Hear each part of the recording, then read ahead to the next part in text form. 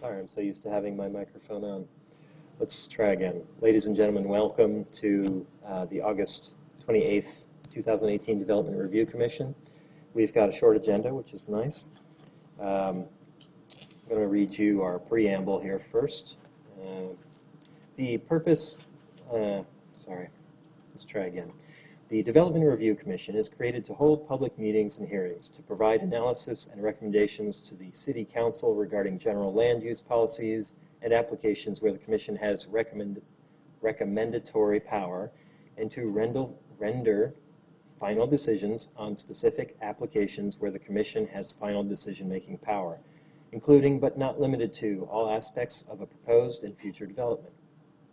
The Development Review Commission recognizes that the creation of a desirable environment throughout the city for residents, business, and industry is a prime requisite for the interdependence of land values, aesthetics, and good site planning by promoting harmonious, safe, attractive, and compatible development that is therefore considered to be in the best interest of public health, safety, and general welfare.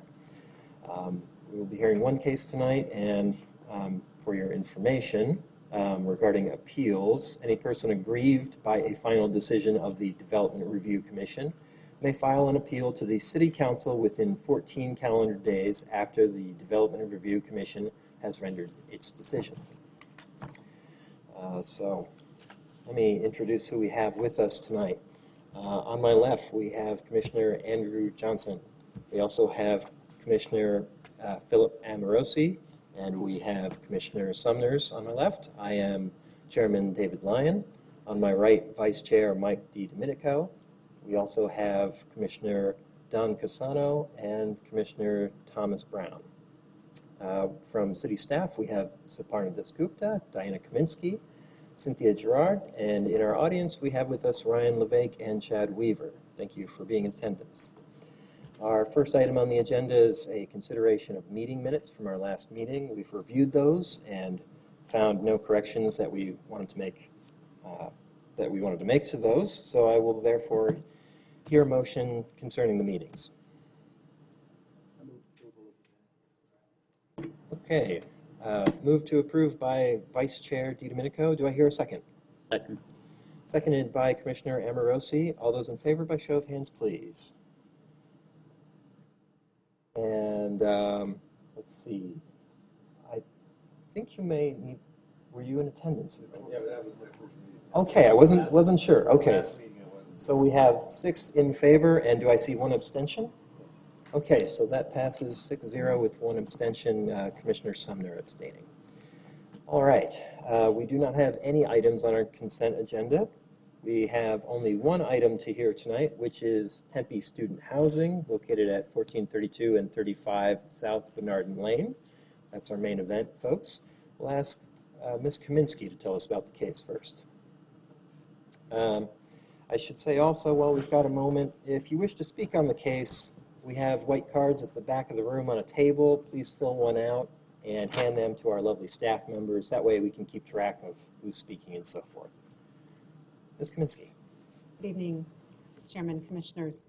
I'm Diana Kaminsky, City of Tempe Community Development Department. The request before you tonight is for 2 use permit standards to reduce the rear and south side yard setbacks for 2 lots at the south end of Bernardin Lane, and a development plan review for the new 2-story multifamily development that would be going on those 2 sites located at 1432 and 1435 South Bernardin Lane. Okay, forward. There we go.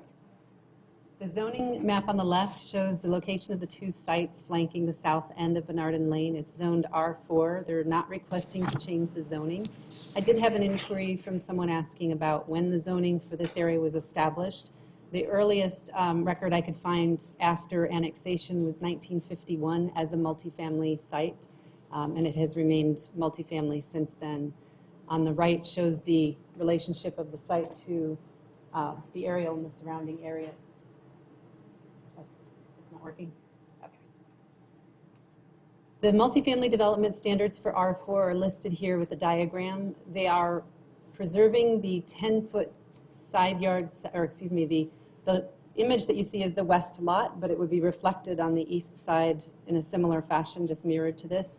It was just for diagrammatic purposes to show where the setback reductions would be taken.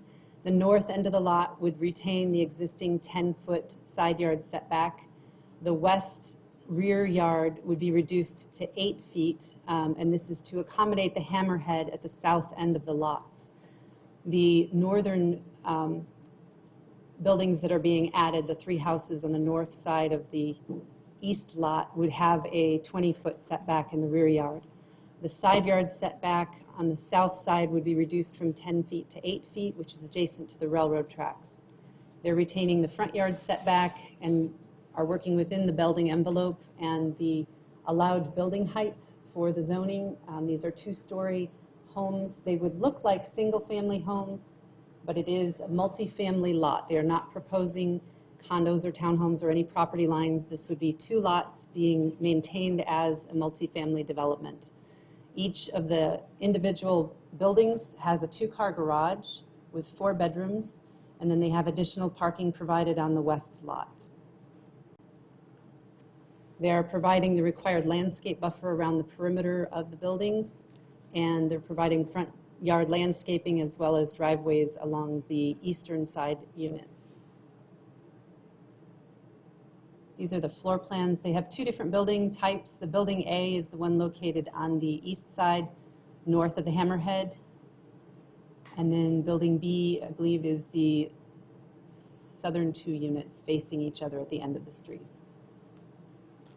They're providing 3 different color palettes, so there would not be buildings adjacent to each other that had the exact same color palette. They tried to go with some colors that would be compatible but different. So they do look like single-family homes. They were trying to preserve the rhythm of the street in terms of the building massing. Staff did receive several emails of concern over the last few weeks regarding this project, primarily about density, traffic, parking, the 2-story units.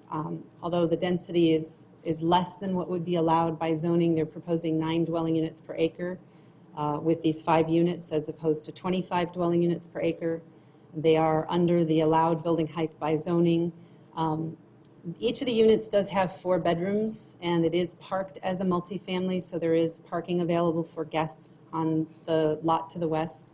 There is no parking available on the street because of the configuration of the hammerhead and the size of the existing street. So the permit parking that is available to the residents north of this site will be retained for those residents north of the site. These residents would have to park on their property, not on street. There were also concerns about the potential tenants and the behavior and the operations of this as a multifamily development.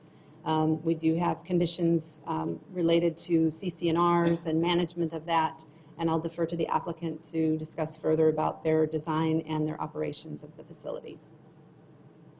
Okay, questions for staff? Commissioner Sumner. Just one really quick. The use permit standards, from what I read and from your presentation, looks like the entire development is pushed closer to the railroad tracks. By 2 feet. Right. Yes. There's an exhibit in our packet that shows that it's actually pushed north, and I just wanted to make sure we're clear. Yes. That it's actually being pushed south. That right? actually was something that came up through some of the public comments that we had received. Okay. So the applicant had originally proposed 2 feet. I think it wasn't really a matter of which side to them. They just needed an additional 2 feet to provide the spacing they wanted for the houses. So based on that public input, they shifted the use permit standard to the south side, which affects the two properties at the south end. Great move. Thank you. Seeing none other, well, thank you, Ms. Kaminsky. We will ask our applicant to come and tell us about their project. And do you have that PDF? Just the tab. So, sorry.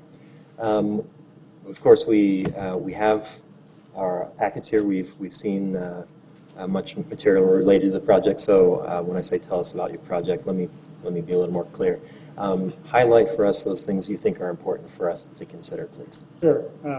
My name is Matt Mancini with 3 Engineering, 6370 East Thomas Road, Suite 200, Scottsdale 85251. Thanks, Diana, for doing a great job with the presentation. Most of my comments will probably echo what she's already stated, but commissioners and chairman, we appreciate you allowing us to present. As I mentioned, my name is Matt with 3 Engineering. I'm represented here with Justin Helms, the principal of Haken Holdings. Also on our team, but not present, is Brandon Paul with Design Ethic and Sterling Thompson with Sterling Architects. They're not present today, but they've been an integral part in us developing this site. We've been working with staff for well over a year. This started as a previous site plan iteration and then kind of came back over the last 6 months. And to start, I just wanted to bring up Justin with Haken Holdings, just to kind of give a little bit of description about his company, their operations, and a little bit about what they do, just to kind of give the commission a sense of how they operate their business. Hello, my name is Justin Helms. The address is 601 Brandon Way, Austin, Texas, 78733. We started Haken Holdings back in 2015. We focus, most of our projects are in the Southeast, and then we're looking at this project over here. We have a lot of projects in Texas, Louisiana, Georgia, Florida, Arkansas, and Tennessee. What we try to do is we don't do your typical apartment buildings. We like to do the houses. Sometimes we call them cottages. We try to get more of a kind of a single family housing feel for those students. We find that most students who live in the big complexes want to move out of it, and then they want to get into a house where they can, just have their own privacy. All of our stuff is managed by local property managers. We don't even want to try to handle that. We let local property managers do it. We'll interview a couple here and pick the best one that has 24-hour maintenance. If there's any issues, that they can be reached 24 hours a day. And we try to, we want the tenants, since we're going to own these and hold them for a while, we screen our tenants and make sure that they're, they can pay on time and that they will, not destroy our investment. We like this site, we like the area, we like being close to the university. One of our biggest amenities at all our universities is we like being within walking distance, and that's what we feel draws most of our tenants.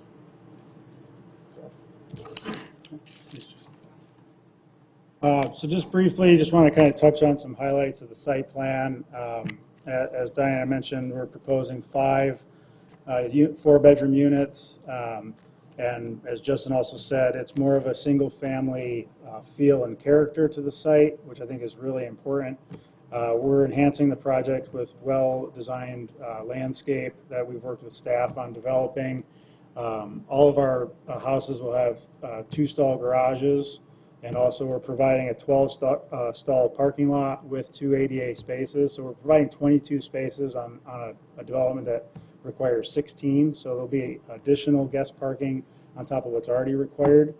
3 of the lots will have driveways. They aren't parkable in terms of code and being able to park overnight, but there is some space for cars to sit off of the street, because I know that driving on the street, it does lend itself to I guess congestion in the sense of if a car does park there as far as getting around that car. But we're providing no parking signs on the site. All of the parking is assigned in our parking stalls and our garages. Sorry. The improvement to the road, right now it's a dead-end road, and we are providing the city detail for the hammerhead, which is going to significantly assist the roadway in terms of maneuverability. Right now, you have to, if you drive down, you kind of have to try a 3-point turn. This is going to allow fire, refuse, and just regular resident vehicular traffic to turn around very easily. We're providing new street lighting on the development, so from a safety standpoint at night, we'll have enhanced street lighting. We really focused on making sure that the buildings didn't feel like apartments from a height standpoint, so we're using kind of a standard 2-story single-family housing height of 26 feet versus 40. As Diana mentioned, the general plan, the zoning all allows this use, and our density is well below the 25 units to the acre that the zoning allows for the size of the site. Next is just a kind of a context aerial. just to give you a sense of how we're keeping that theme down the street in terms of having detached housing that goes from north to south. Obviously, we have a parking lot on the west side, so there's only one house on the west.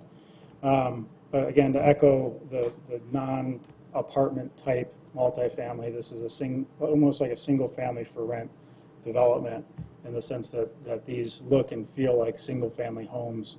And one thing Justin had mentioned that him and I have spoken about, it's not just geared towards students. Obviously, that's their market, and that's who typically rents on their communities. But if a family wanted to come in, rent a 4-bedroom home, they're not going to turn them away. They can't give this just to students, so it's open to anybody who wants to lease.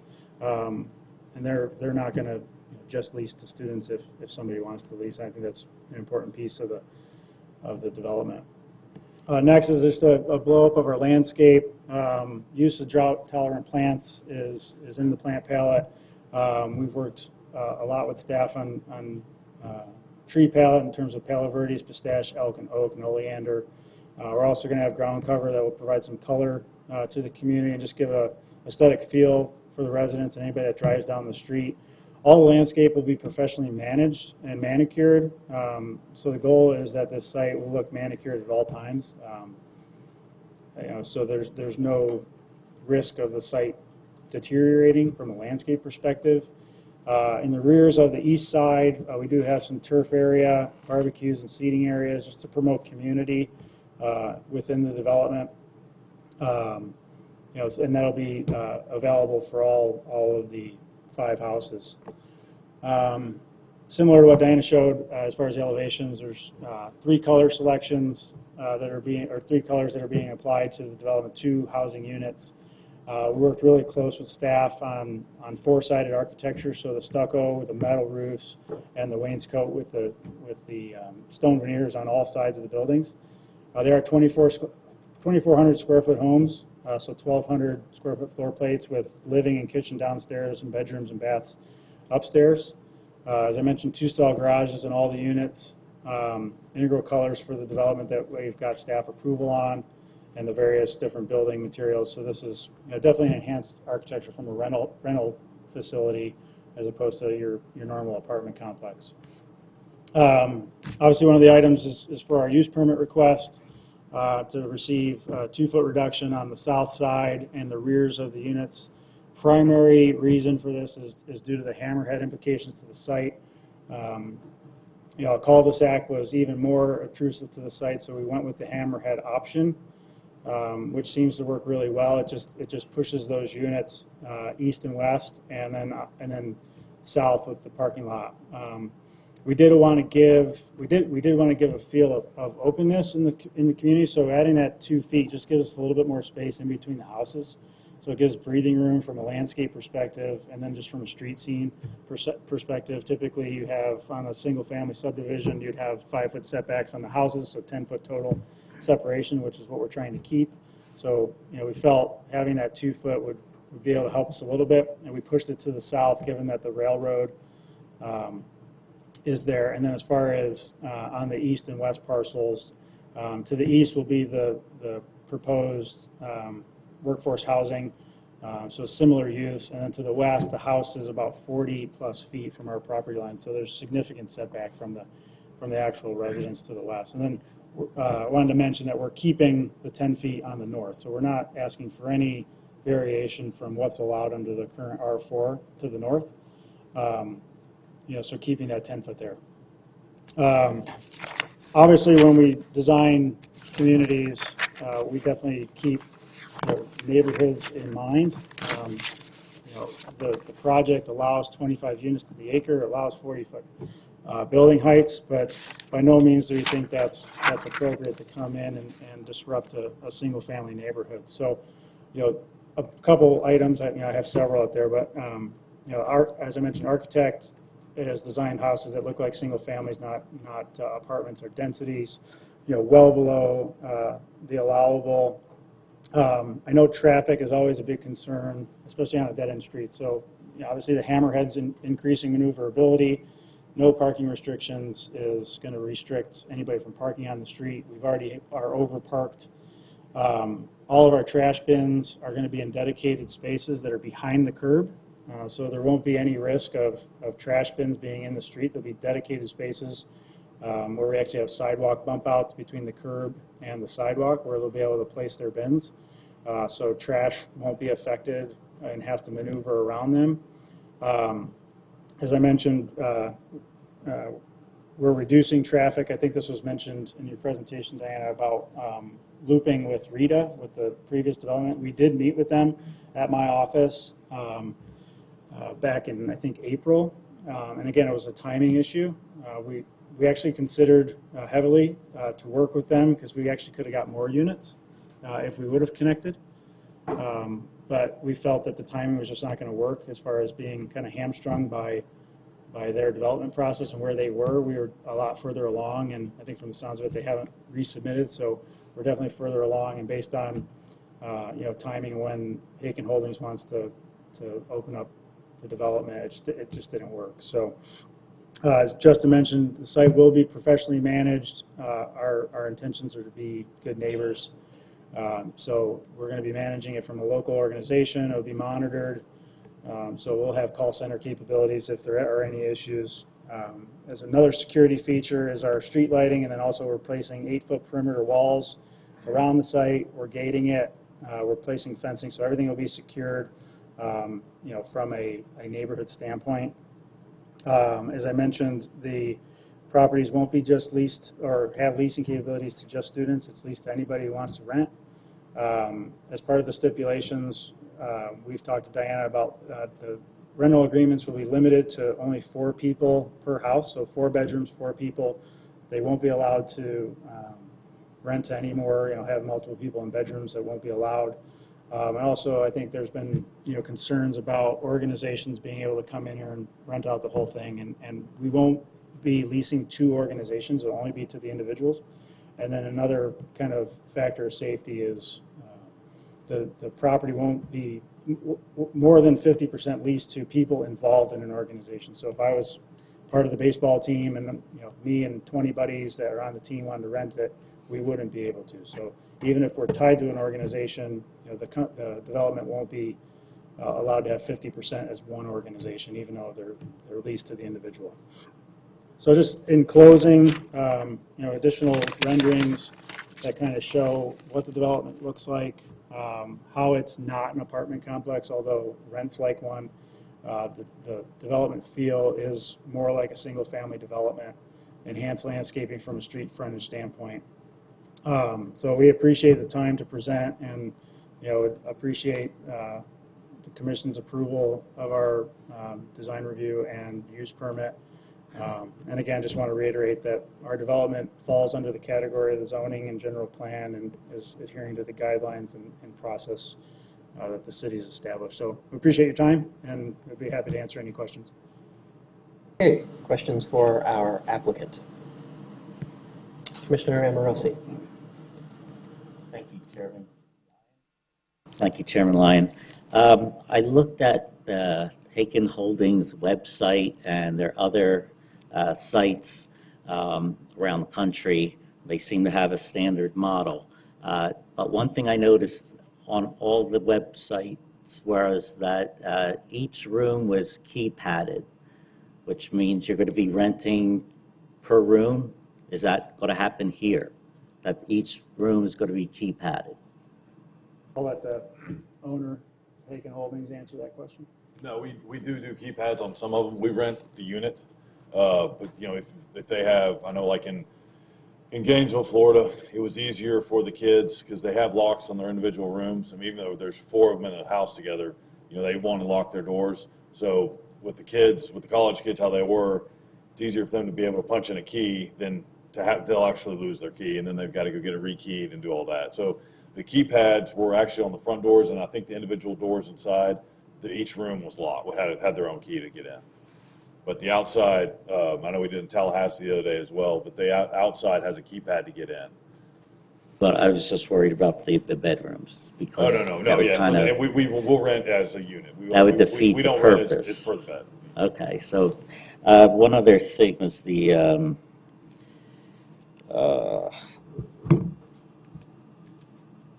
Um, I'll come back to it. I lost my train of thought there. Okay. Commissioner Casano, please. Thank you, Chairman Lyon. Question, you talked about you will have signage there that there's no parking on the driveways. Experience dictates to me that you may have people park on the driveways and It's the no- tenants will not ask them to move until somebody comes out and enforces it or complains about it. You have professional management. Where are they located? How accessible will they be? Who will call them? Those kinds of things in that operation to prevent the parking issue getting out of hand if more than a few show up for a party. Sure. So parking signs are no parking on the streets.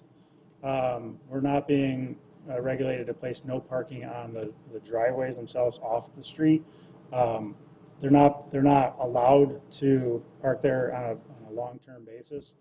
I'd agree that this history's kind of shown people it's a spot, and in my opinion, I guess it pulls people off the street as opposed to if the parking lot's full and there's nowhere to park.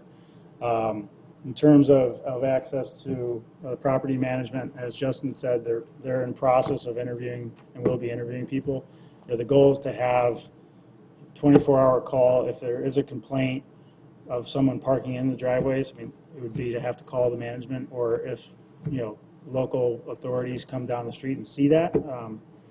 My guess is that renters, I have people park in my driveway at my house that aren't supposed to park overnight.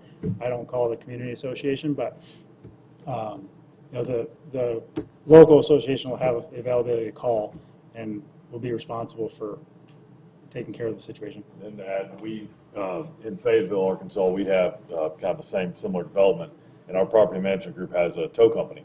And if the kids don't have stickers for this individual for our property, then they're towed. And they tow them. They go by about once a day, and if they're somebody that shouldn't be there, they're in the street, they tow them. Does that also apply to your parking lot? If they're not, because you got to have visitor parking. Right, That's so no doubt it about would, if they're, because we can tell the property management group, Okay. if it's strictly on the street, Mhm. and they're not supposed to be there, then tow them. Okay. If it's in the parking lot, I assume we'll have some, we could label like guest parking, but I would imagine everybody would have some kind of decal or sticker to be associated with this development. Thank you. Okay, other questions for our applicant? Commissioner Johnson, please. Could you go back a slide for me, please? Yes, this one.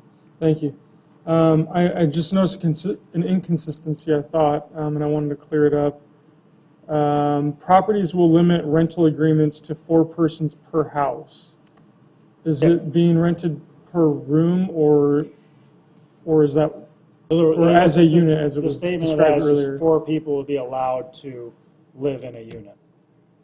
I don't know if one person can pay the rent of all 4 people, but it'll be limited to 4 people, because I know there's a concern of We 2 don't want to people. have 2 people in one room, so I don't want to have a 4-bedroom house with 8 people in it. I don't want to have a 4-bedroom house and have somebody turn the garage into some kind of living quarters. So we're limiting it to 4 people in a 4-bedroom house. If it was a 5-bedroom house, we're limiting 5 people, or 3-bedroom, 3 people. What is the goal? Understood, but I'm just confused a little bit that if you're renting it by the unit as a house, how do you control that? And my other question goes to the control of that last one. No more than 50% of the property will be leased to individuals that are all part of the same organization. How do you measure? How do you enforce something like that? That would be something the property management group we would have to work with them on. And it could be on their application as far as ASU organizations that they're part of. It just came out of discussion with staff that we wanted to make sure that groups like fraternities and sororities aren't all coming in and renting this facility as the fraternity and sorority. I agree that is important. Just don't know how enforceable that kind of thing is. Yeah, I mean, other than having access, from a application standpoint, that's what we're going to be using as a guide, and then. Thank you. Okay, Commissioner Summers, please. Thanks. Just one more clarification. I thought you were going to go the same question I was going to ask. But there's just another inconsistency here. The building height is 26 feet, and I think in the report it says 30 feet's allowed, but on your slide it says 40. I think 40 is right. Is that, Yeah, I'm looking at this, zoning is 40. I'm looking at the same thing. Yeah.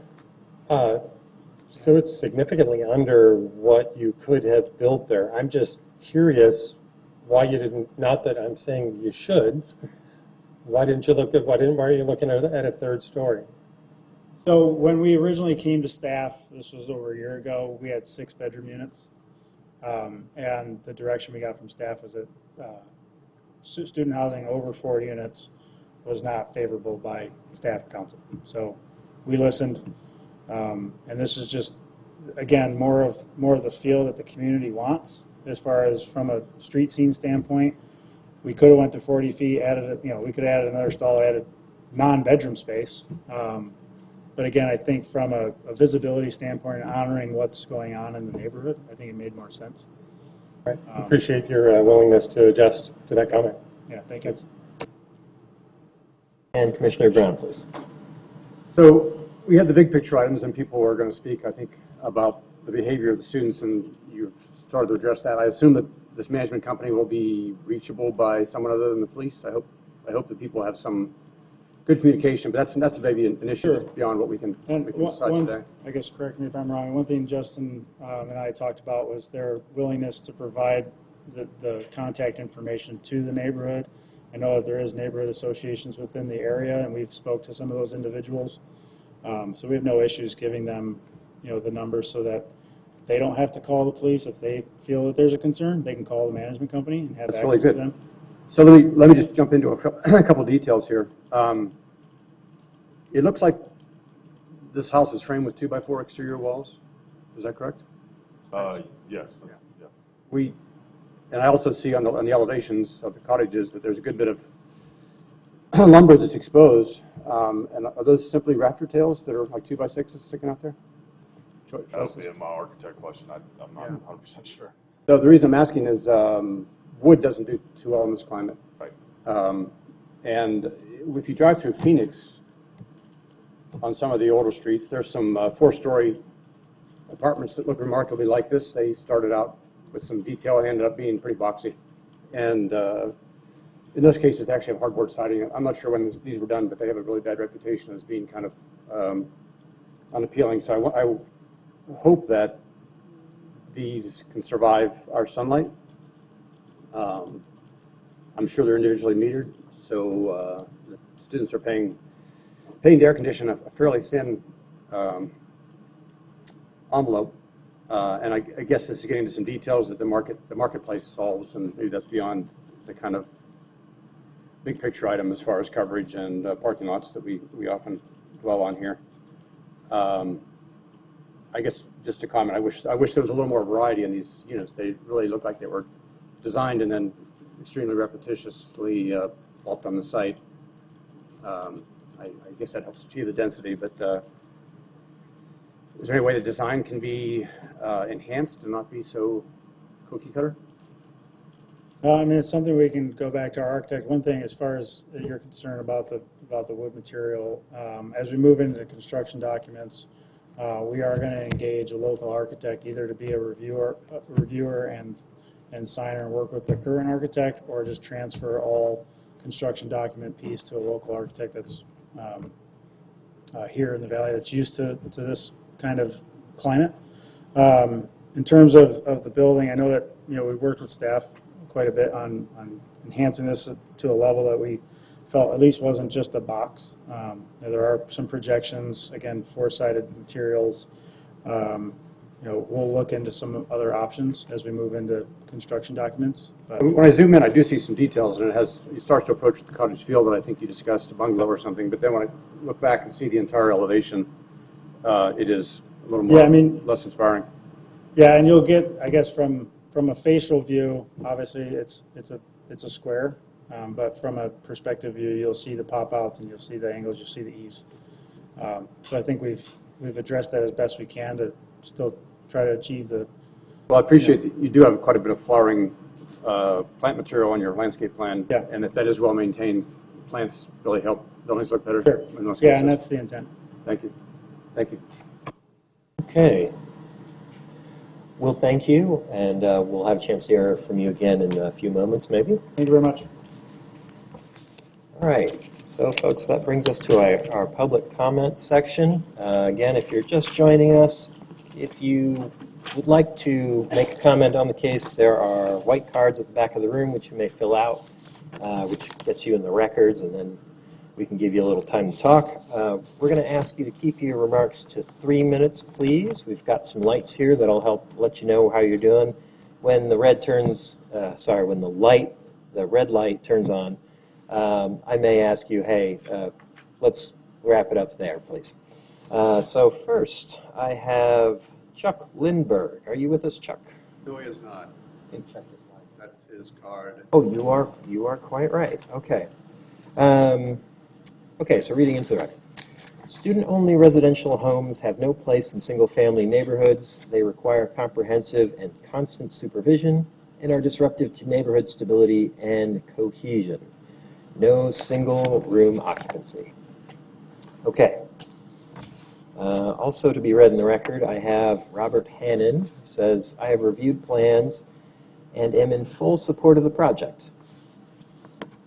And we have Philip Yates. Good evening. Philip Yates for the record. I have some complaints and concerns about this. I live in a neighborhood where there have been student housing, and it is really a problem for the area. There are parties all the time to have single rooms rented out to single dwellings per person, per room is just kind of ridiculous. And they have, it's Tempe student housing, if you look it up online, really doesn't have a whole lot of descriptive elements to it. It's pretty simple, and it really doesn't explain exactly what that means. But there is a huge difference between single-family homes and the Tempe student housing zoning. When you can rent a room in a house, which is essentially what they look like, or houses, then you are inviting fraternities and sororities, and there will be parties. And to just think that, well, it's okay because, you know, that's what it's going to be and it's what it's been planned as. We have to have more parking in the area. Just looking at the plan on the directly towards the east of it is a cul-de-sac. That is going to be very inviting to people that are going to these parties. And there will be parties. No question about that. This is a I guess it's like a 5-house, or I don't know what you call it, but and then there's 4 bedrooms. So that's 20 students that are going to be at this area, renting by room. That's a lot of students that are probably going to be in sororities and fraternities. And the assumption that we are just going to call the police and utilize the police department is unfair to Tempe in general. The applicant has stated that we are going to be able to be called if there's problems. Does that mean 24/7? What does that mean? Tempe student housing, does that mean that they can rely on the ASU police? What exactly does that mean? Those are serious questions that need to be answered. And they, quite frankly, just have not been answered. And that, for me, pretty much wraps it up. Does anybody have any questions for me? Questions for Mr. Yates? Thank you, Mr. Yates. All right, last chance. Anyone else wish to speak? Seeing none, I will close the public comment section, and we will invite our applicant to come back to the podium and respond to what he has heard.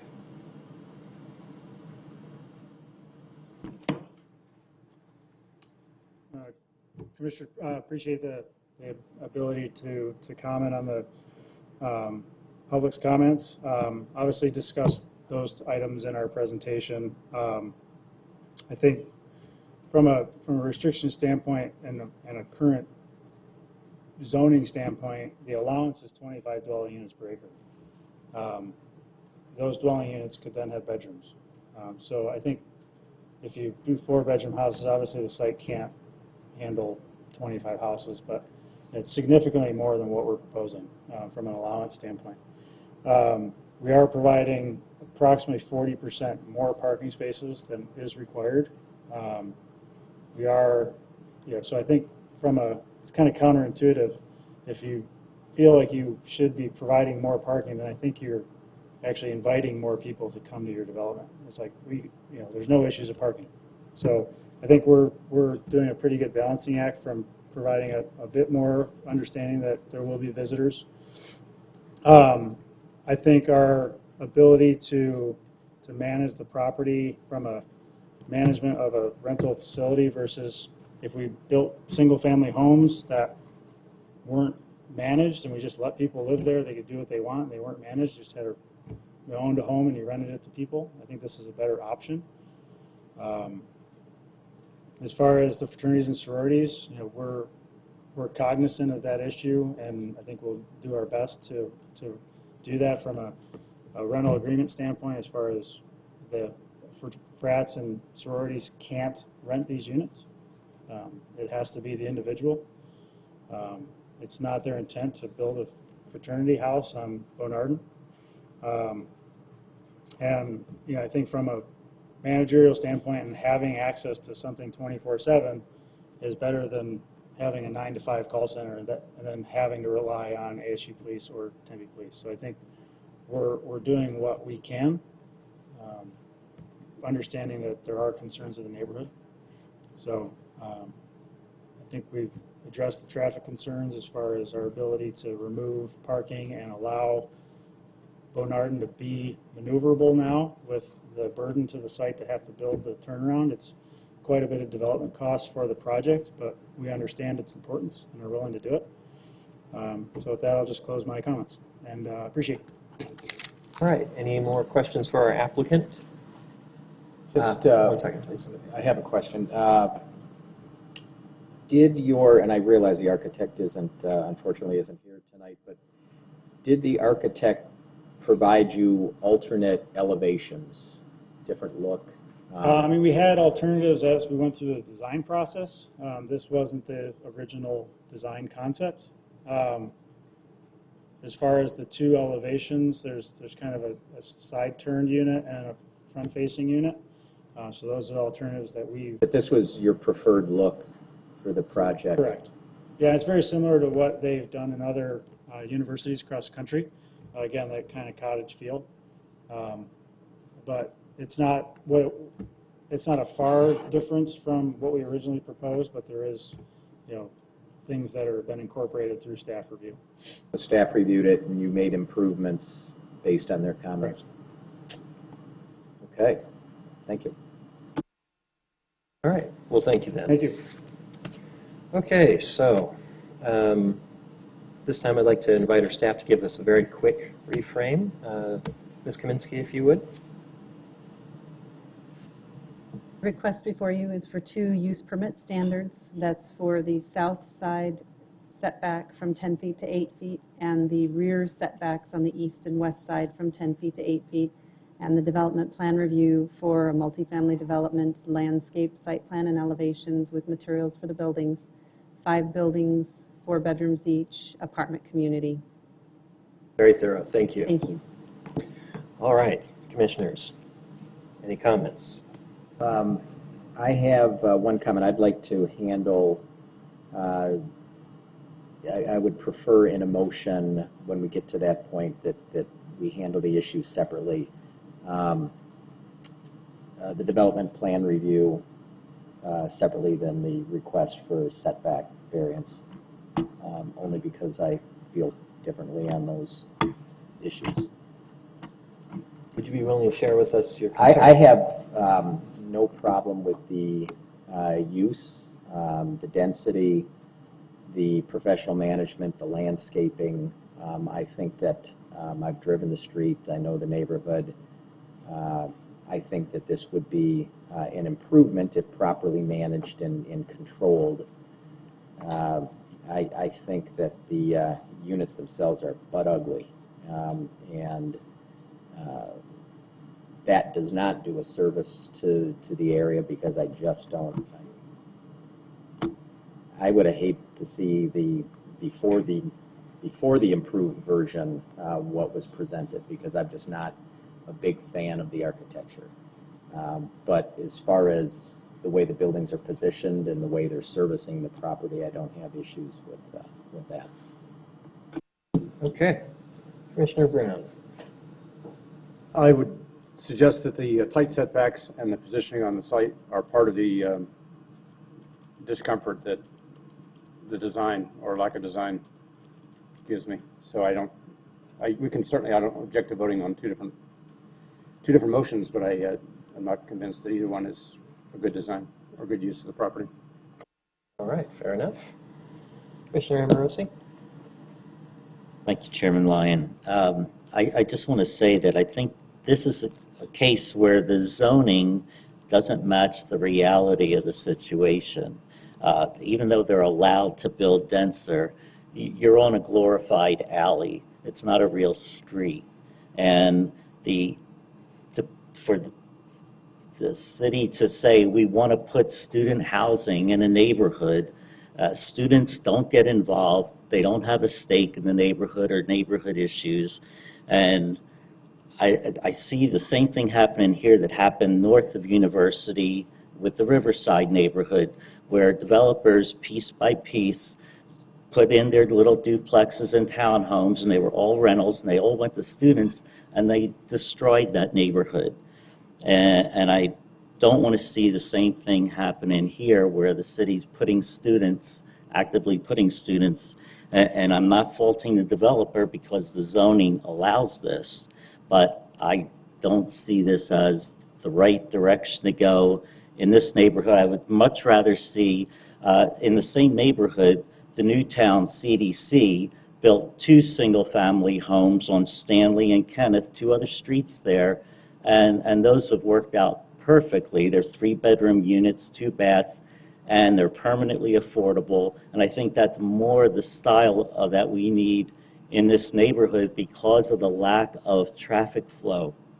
So I can't support putting more students in the neighborhood. Thanks. All right, other comments? Commissioner Sunders. I think I've mentioned before, I drove the site a few times before tonight, and this is a tough site. It's a very narrow street. The railroad is right there. There's probably a lot of operational challenges today, and that's not something that our property owner created. That's actually something, from what I'm seeing today, that is going to be fixed or improved. A cul-de-sac would be great. I understand why we're looking at a hammerhead instead, and I think that's a fine solution. I share some of the concerns about the architecture. I just wonder if staff, if we can provide some guidance going forward. Have we done that, or I guess back to the commission members, if there's support, would we want to see something come back? We have in the past made some comments that staff is the one that's, they're the ones that are going to work with the client, and we've suggested a direction that we'd like to see pursued. We could do that.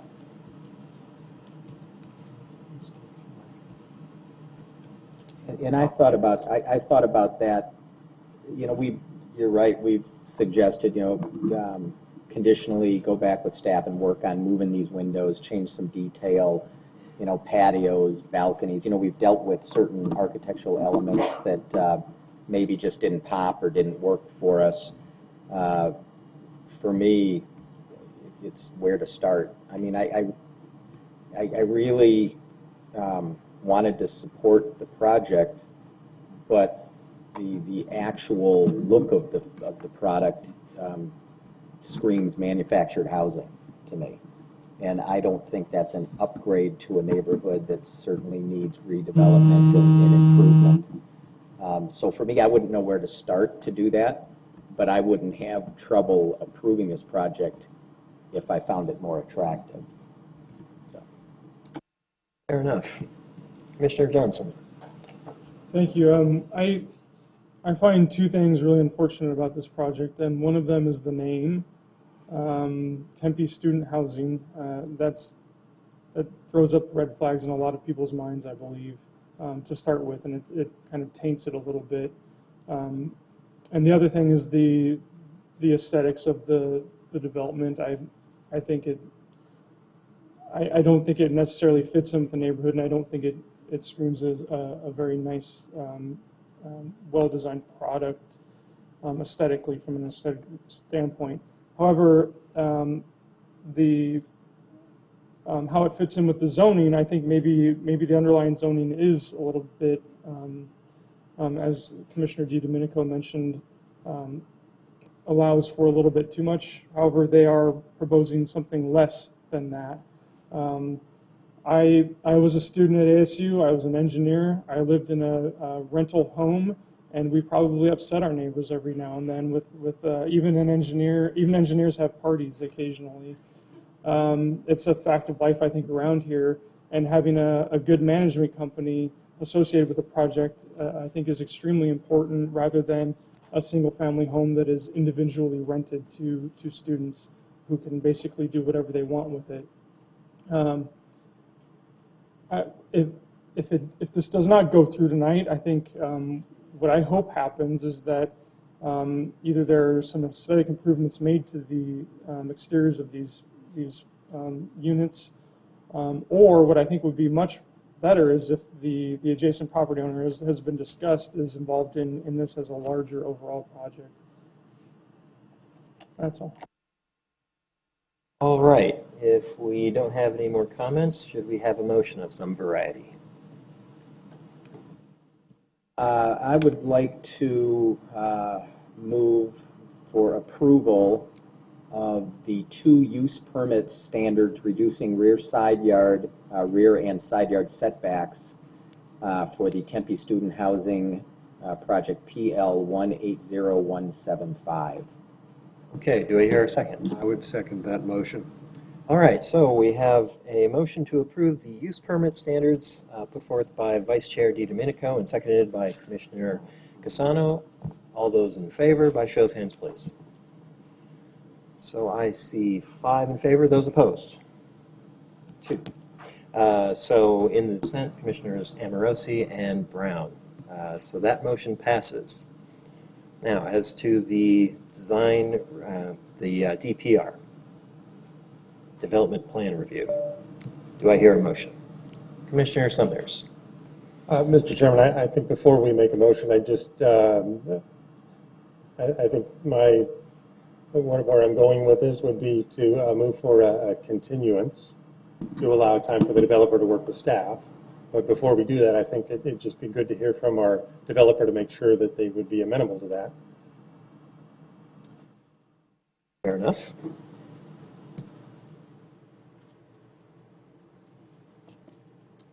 Members of the commission, I guess from a timing standpoint, I know that we've exhausted a lot of time and resources working with staff to get to this point, and I know that we're not required to go through 3 preliminary reviews, but we felt the need.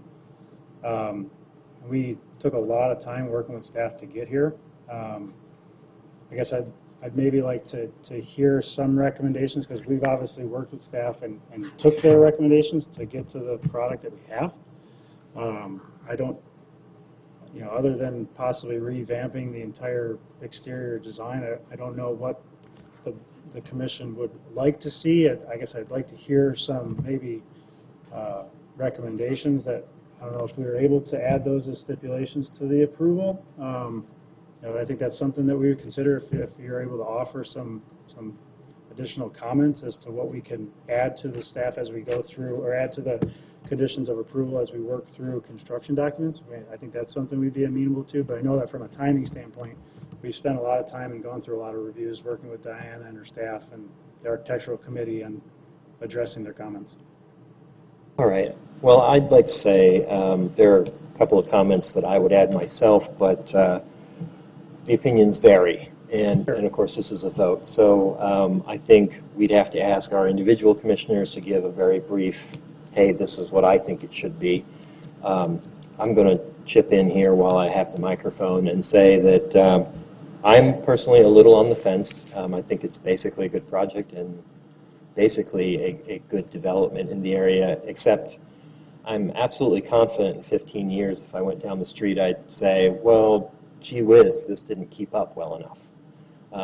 You know, a lot of the things we have showing up now really feel progressive, and sometimes it pushes the limits between the old and the new a little bit, but I feel confident that in 15, 20 years, it's still going to feel like it fits.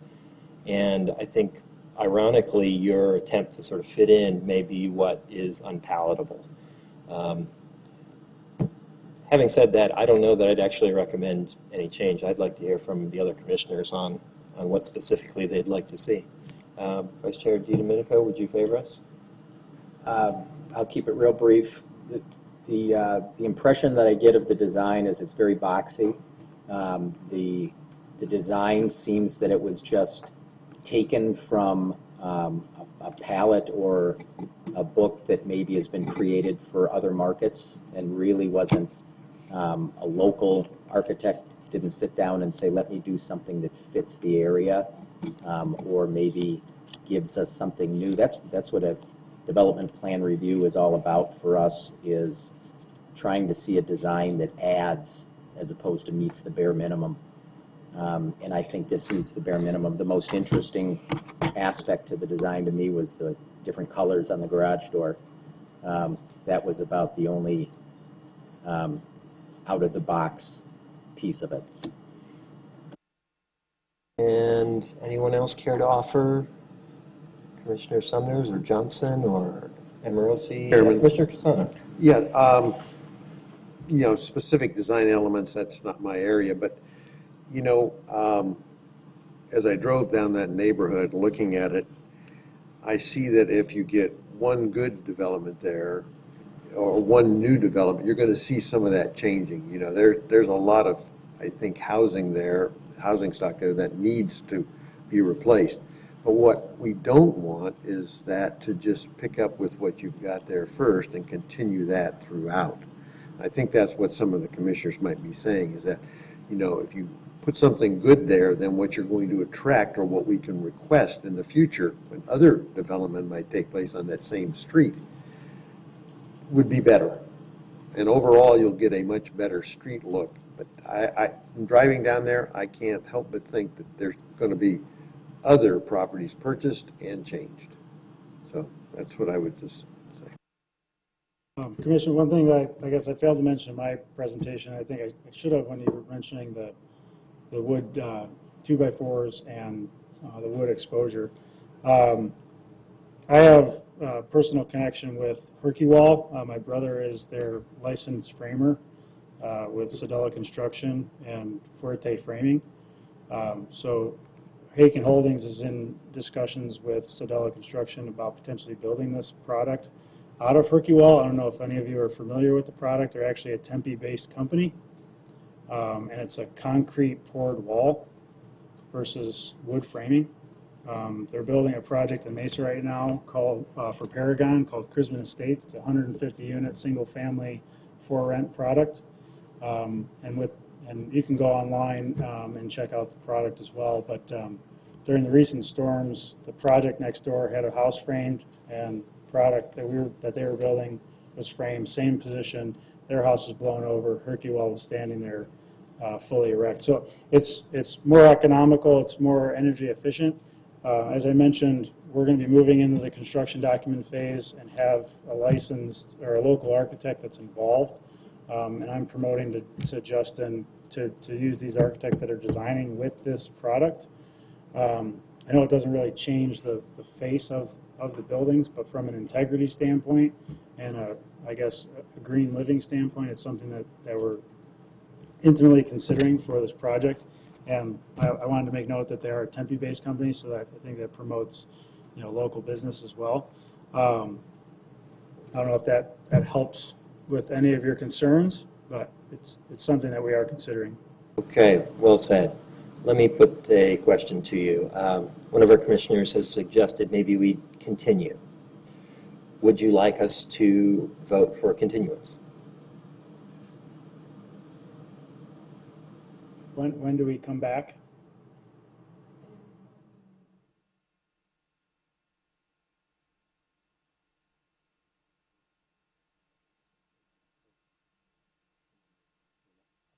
If they say they don't, then And would that only be to approve, I guess, is it the whole DR package or just the product? Because I guess from a density, building type, development standards, all that kind of stuff, does all that stay approved, or is everything all as one whole? the use permit standards are approved, and that's Okay. set. So this would be for the development plan review section. It is the design. Design as a whole, so everything gets lumped into one package, it's not just the architectural piece. What has been approved is your 8-foot setbacks. Got it, yeah, Everything else is still in the air. okay.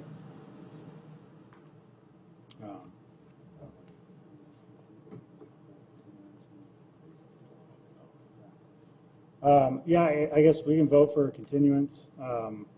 That's fine with us, and we can circle back with our architect. I guess we'd be working with staff again, I'm assuming, on developing something different. Well, I guess actually, if we're saying now that, I should change my question. If you just want to request a continuance, then I don't. There's no vote for that, it's just continuance to have you. You will still probably want to vote to make it on the record, so it's, it is continued, a motion to continue to September 12th. My understanding is that would also help them avoid any extra fees if we're the ones making the request, that they come back to a date uncertain at their yes. future discretion. Right, and because it is just a development plan review, we are certainly able to amend the agenda to add that, since it does not require any legal advertising, since the use permit already got a, So they could theoretically get back on the 12th? yes. Okay. All right, Commissioner Summers. This is, go ahead. Just, I was, to Diana's question though, and I think to the applicant's question, if we can get a little more direction as to what you would like us to see, to do with the design, then we can actually work towards that and bring you something that, that the applicant understands and staff understands that we would like, see. So that would be helpful with your motion to just, or add any discussion items for direction. I'd like to handle the continuance, and then we can add the suggestions after. How about? All right, do I hear a motion? So thank you, Mr. Chair. Motion to continue PL 180175, just the development plan review for 15 days. It's pretty quick, to September 12th, yes. All right. Motion from Commissioner Summers. Do I hear a second? Second from Commissioner Johnson. All those in favor by show of hands, please. And the motion passes 7-0. Okay, so now as to the suggestions. Does anyone want to jump in? Commissioner Cassano? Yes, I'm looking at, just off the help, attachment 19, which are your elevations, side and front. What I noticed there is, other than the little pop out in the front, there is no real relief that is visible to me, other than perhaps you got a few inches of the door setback and so on. It doesn't, to me, I think that it needs to have more character on the outside, more relief, and as with some discussed here, perhaps higher grade materials selected for the exterior, so that it will not in a few years look like it should have been done better.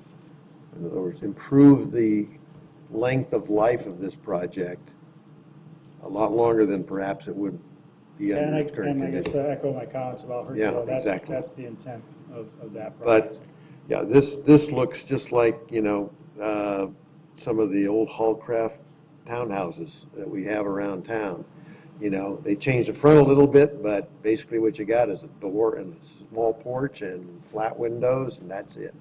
So I think that I would like to see more relief and variation in the, at least in the front view that people are going to see from the street. I would, I don't think that there's, things like front porches,